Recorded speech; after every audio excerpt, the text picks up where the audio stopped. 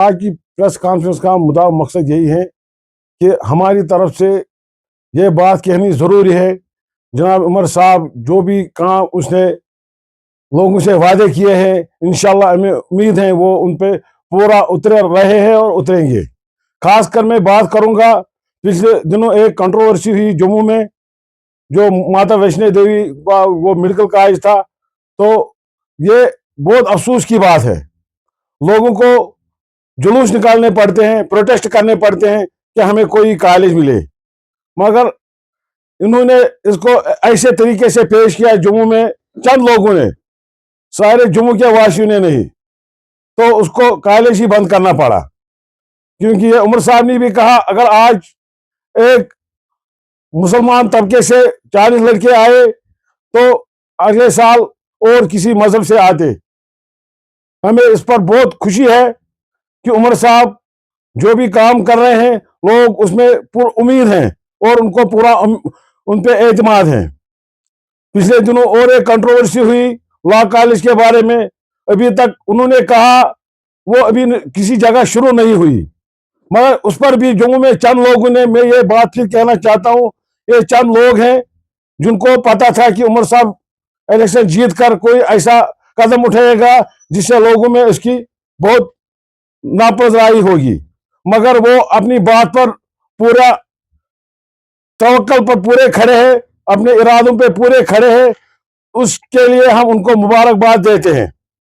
और साथ साथ मैं ये भी कहना चाहता हूं, अगर ये जो लॉ यूनिवर्सिटी है, इस वक्त हमारा जो पार्लियामेंट सेगमेंट है राजौरी अनंतनाग, मैं चाहता हूं उस लॉ यूनिवर्सिटी को साउथ कश्मीर में ही लाया जाए। उससे राजौरी, पुंछ, डोडा, भद्रवाह, कश्तवाड़ और जो श्रीनगर तक एरिया है, ये सेंटर में पड़ता है अनंतनाग, इसी जगह उसको लगा चालू किया जाए ताकि रामबन से भी लोग उस यूनिवर्सिटी से इस्तेफादा उठा सके। जो चाहते हैं लोगों की भलाई, वो इन इदारों को सियासत में नहीं लाएंगे।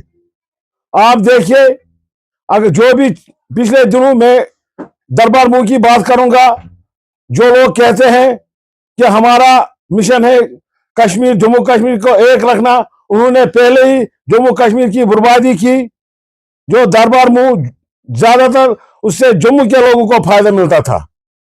आपको ये देखना चाहिए, पहली फुर्सत में उमर साहब ने दरबार मुंह फिर से शुरू करवाया, जिससे जम्मू के आम लोग बहुत खुश हो गए।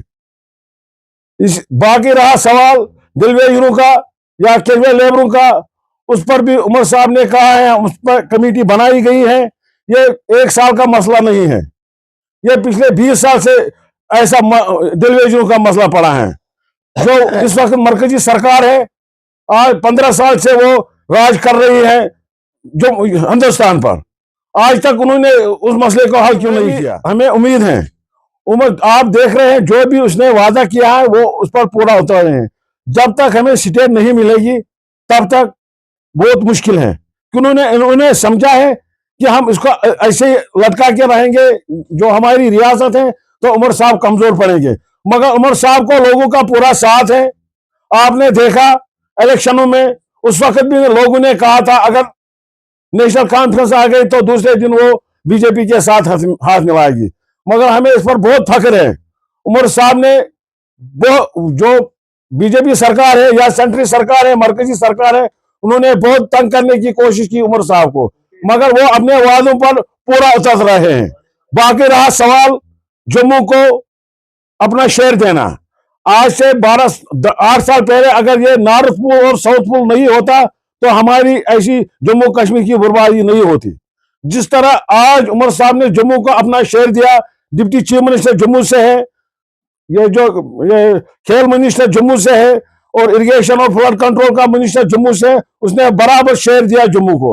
अब तो ये लोग बौखला गए हैं, उनको पता था उमर साहब कोई ऐसा फैसला करेगा जिससे उनकी साखत लोगों में कम पड़ेगी, मगर इंशाल्लाह हमें उम्मीद है उमर साहब की साखत लोगों में रोज ब रोज बढ़ रही है। इंशाल्लाह उम्मीद है जो भी उसने वादा किया है वो पूरा करेंगे। गवर्नमेंट ने, जो मरकजी सरकार है, उन्होंने वादा किया था पहले हम डिलिमिटेशन करेंगे, उसके बाद इलेक्शन करेंगे, उसके बाद स्टेट देंगे।